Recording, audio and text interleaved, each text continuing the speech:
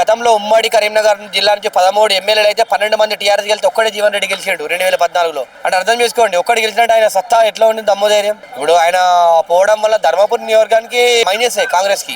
జగిత్యాల నియోజకవర్గానికి కాంగ్రెస్ మైనసే, కోర్టులో కూడా మైనస్ అవుతుంది. 100% అండి. జిల్లాలో మాత్రం ఎఫెక్ట్ ఉంటుందండి, జగిత్యాల జిల్లాలో. ఎందుకంటే జీవన్ రెడ్డి గారు ఒక బలమైనటువంటి లీడర్ అండి. ఎందుకంటే సుదీర్ఘ అనుభవం ఉన్నటువంటి లీడరు, నిరంతరం పేద ప్రజలకు పనిచేసేటువంటి లీడర్ అండి.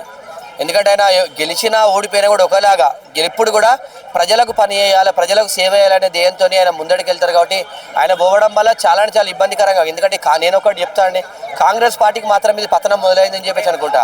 జీవన్ రెడ్డి గారు బీఆర్ఎస్ పోవడం వల్ల కాంగ్రెస్కి ఎలాంటి నష్టం వచ్చింది మీరు భావిస్తుంది?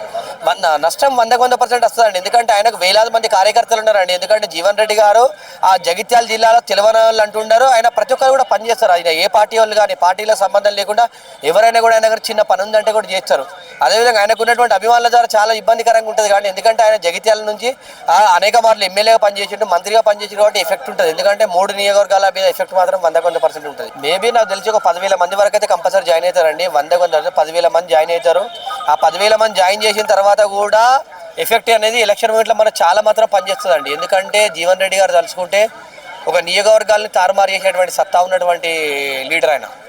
ఇప్పుడు ఆయన పోవడం వల్ల ధర్మపురి నియోజకవర్గానికి మైనసే, కాంగ్రెస్ కి. జగిత్యాల నియోజకవర్గానికి కాంగ్రెస్ మైనసే, కోర్టులో కూడా మైనస్ అవుతుంది. ఎందుకంటే ఇప్పుడు జీవన్ రెడ్డి గారు ధర్మపురి నియోజకవర్గంలో బతుకపల్లి అని ఒక పెగడపల్లి మండలం ఉంటుంది. ఆ మండలంలో ఒక గ్రామము.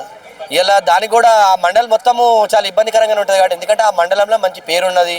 అదేవిధంగా ధర్మపురి నియోజకవర్గం కానీ, జగిత్యాల కానీ చాలా వెయిటేజ్ చూపిస్తారు జీవన్ రెడ్డి గారు. ఎలాంటి పోటీ కాంగ్రెస్ పోటీ అని పతనం మాత్రం ఉంటుందండి. 100% జిల్లాలో మాత్రం కాంగ్రెస్ పార్టీ గెలవదు. ఇక్కడ కాంగ్రెస్ పార్టీ గెలిచే అవకాశాలు చాలా తక్కువ అండి. సో అంత సీనియర్ నాయకుడిని కాంగ్రెస్ పార్టీ ఎందుకు వదులుకుందంటారు?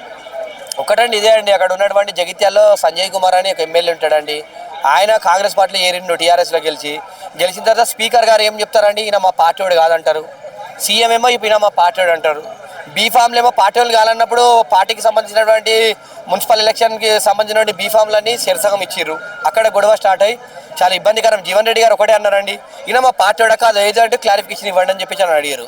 జీవన్ రెడ్డి గారు ఒక గొప్ప నాయకుడు అండి, మంచి అనుభవం ఉన్నటువంటి లీడరు, దమ్ము ధైర్యం ఉన్నటువంటి లీడరు. ఎప్పుడు కూడా నిరంతరం పేద ప్రజల కోసం, రైతుల కోసం, రైతాంగం కోసం ఆలోచించేటువంటి లీడరు. ఆయన కోల్పోవడం కాంగ్రెస్ పార్టీకి మాత్రము ఇది ఒక ఎదురు దెబ్బ అని చెప్పి నేను తెలియజేస్తాను. ఆయన మాట్లాడితే ఆయన ఏమనుకున్నాడు, ఎందుకంటే ఇప్పుడు ఆయన మన రియాక్ట్ అయితే గట్టిగా వేరే ఉంటుంది అనుకుంటారు. కానీ ఏదైనా కూడా రాబోయే రోజుల్లో మాత్రం ఇది ఎలక్షన్ మీద మాత్రం కాంగ్రెస్ పార్టీకి వేటు పడే అవకాశం 100% ఉంది. ఎందుకంటే గతంలో ఉమ్మడి కరీంనగర్ జిల్లా నుంచి 13 ఎమ్మెల్యేలు అయితే 12 మంది టీఆర్ఎస్ గెలిస్తే ఒక్కడే జీవన్ రెడ్డి గెలిచాడు 2014లో. అంటే అర్థం చేసుకోండి, ఒక్కడి గెలిచినట్టు ఆయన సత్తా ఎట్లా ఉంది, దమ్ముధైర్యం. ఇలా గుర్తుపెట్టుకోండి, ప్రజల కోసం ఇప్పుడు నిరంతరం పనిచేస్తారు. కాబట్టి రాబోయే రోజులలో జిల్లాలో మాత్రం కాంగ్రెస్ పార్టీ శూన్యం అని చెప్పి తెలియజేస్తున్నా.